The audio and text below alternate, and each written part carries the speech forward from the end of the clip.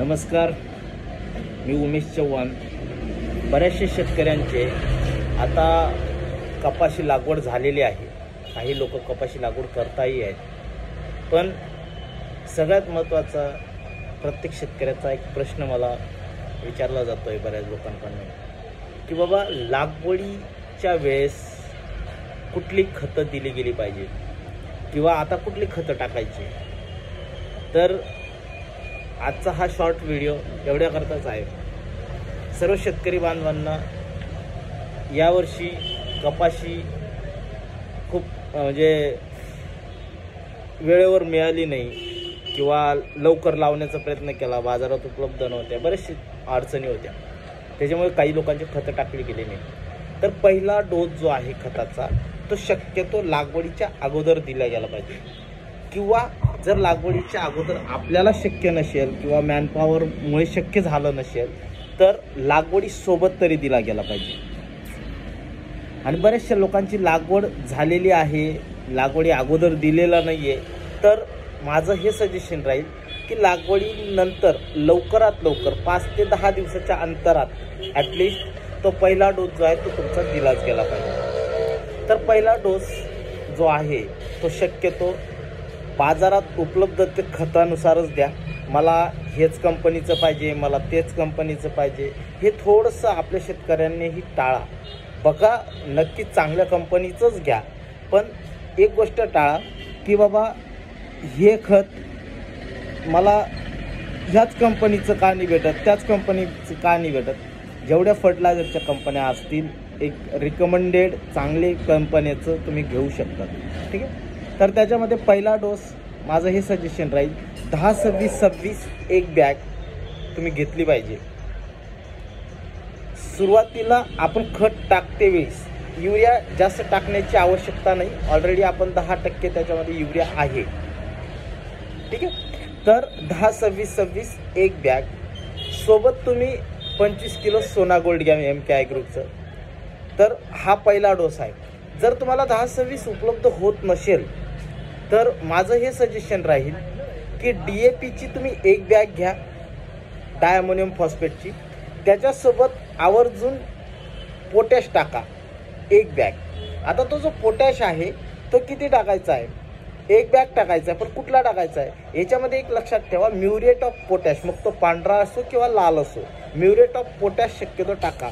DAPची एक बॅग अधिक पोटॅशची एक बॅग, त्यासोबत तुम्ही सोना गोल्ड 25 किलो घेऊ शकता, ठीक आहे। किंवा जर समजा तुम्हाला DAP उपलब्ध होत नसेल, 10-26 उपलब्ध होत नसेल, तर बाजारात उपलब्ध असणाऱ्या खतांमध्ये 20-20-0-13, 20-20 नाही म्हणत मी, 20-20-0-13, 20-20-0-13 किंवा 24-24-08 हे खत बाजारात उपलब्ध होऊ शकतं। तर याच्यासोबत पोटॅशची एक बॅग टाका। पोटॅश कुठला, म्युरेट ऑफ पोटॅश, आणि एक 25 किलोची सोना गोल्ड, एवढं तुम्ही घेऊ शकता। आता त्यातलंही वेगळा ऑप्शन असा आहे, काही शेतकरी खूप म्हणजे सुज्ञ आहेत, काहींना युरिया पोटॅश सुपर फॉस्फेट असा एकत्रित डोस करायला आवडतो।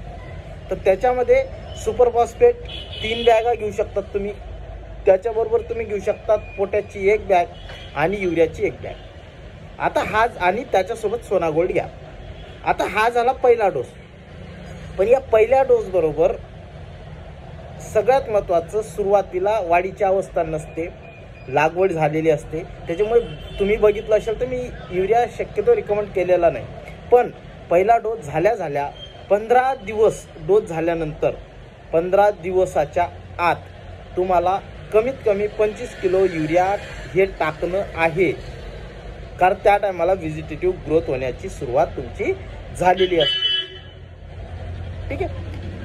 नंतर तुम्हाला बऱ्याचशा लोकांचं मग साहेब समजा पहिला डोस आमचा झाला, तर दुसरा डोसाचं अंतर किती ठेवायचं। पहिला डोस 10 दिवसाच्या आत कधीही दिलेला असेल तर तो ठीक आहे, पण 25 दिवसाच्या आत किंवा 30 दिवसाच्या आत तुम्हाला दुसरा डोस देणं खूप गरजेचं आहे। दुसऱ्या डोस देण्यामध्ये तुम्हाला युरिया, आता व्हेजिटेटिव्ह ग्रोथ खूप महत्त्वाची असते, त्याच्यामुळे युरिया तेव्हा द्यायचा एक बॅग, DAP द्यायची आहे एक बॅग, आणि पोटॅश द्यायचा तुम्हाला एक बॅग, म्युरेट ऑफ पोटॅश।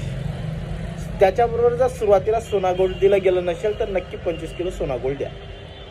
किंवा युरिया तुमची एक बॅग घ्या, 10-26-26ची एक बॅग घ्या आणि सोना गोल्ड त्याच्याबरोबर एक बॅग घ्या 25 किलोची. हे तुम्ही घेऊ शकता. हा झाला तुमचा दुसरा डोस. दुसरा डोसमध्ये खूप जास्त असं लॉजिक लावत बसू नका. जर सुरुवातीला तुमचा चांगला डोस दिला गेला आहे, समजा एक बॅगेच्या ऐवजी 1.5 किंवा 2 बॅग काही लोक टाकतात ओर, तर 25व्या दिवशी तुम्ही टाकायलाच पाहिजे असं काही नाही आहे. पण हा जो युरिया पोटॅश सुपर फॉस्फेट जो प्रकार आहे हा जितक्या लवकर देता येईल 30 दिवसाच्या तितकं देणं खूप गरजेचं आहे. मग बऱ्याच लोकांना आता डोस टाकल्यानंतर काही लोकांना आळवणी किंवा ड्रिंचिंग आपण ज्याला म्हणतो, ती किती दिवसाच्या अंतरात केली पाहिजे? ती केली पाहिजे 30 दिवसाच्या अंतरात. 30 दिवसापर्यंत ही केलीच गेली पाहिजे. तर त्याच्यासाठी माझं तुम्हाला रिकमेंडेशन राहील, 30 दिवस झाले की तुमची पहिली आळवणी किंवा ड्रिंचिंगमध्ये किंवा ड्रिपने देणाऱ्या खतांमध्ये तुम्हाला सगळ्यात महत्त्वाचं 19-19-19 प्रति एकर या 3 किलो घेतलं गेलं पाहिजे. त्याच्यासोबत तुम्हाला MK ॲग्रोचं 3 स्टार 500 ml घ्यायचं आहे. ठीक आहे, हे तुम्हाला घ्यायचं आहे. त्याच्यानंतर जर समजा तुम्हाला हे करायचं नसेल तर दुसरं एक ऑप्शन हे आहे, सल्फर तुम्हाला 2 किलो घ्यायचं आहे. त्याच्यासोबत तुम्हाला कॅल्शियम नायट्रेट कमीत कमी 5 किलो घ्यायचं आहे आणि बोरॉन 500 ग्रॅम घ्यायचं आहे. ॲटलिस्ट या दोघी गोष्टी कुठलीही एक गोष्ट पहिली करा आणि परत 10 दिवसाच्या अंतराने दुसरी गोष्ट करा. म्हणजे जर 19-19 आणि MK ॲग्रोचा डोस झाला तर 10 दिवसाच्या अंतराने तुम्ही सल्फर, कॅल्शियम नायट्रेट आणि बोरॉनचा डोस करा. किंवा जर सल्फर, बोरॉन, कॅल्शियम नायट्रेट सुरुवातीला दिलं तर 10 दिवसाच्या अंतराने मी जे तुम्हाला सांगितलं 19-19 आणि हे तुम्ही करू शकता. कन्फ्यूज होऊ नका. काही प्रॉब्लेम असतील तर नक्की, तुम्हाला काही शंका आल्या असतील तर आपल्या चॅनलला जरूर सबस्क्राईब करा, त्याला भेट द्या आणि तुमचे काही प्रश्न असतील तर तुम्ही कमेंट्समध्ये लिहू शकतात. आपलं डॉक्टर फार्म नावाने यूट्यूब चॅनल आहे. आपलं doctor farm Shri agro clinic नावाने कृषी सेवा केंद्र आहे. तिथे तुम्ही जरूर भेट द्या. धन्यवाद.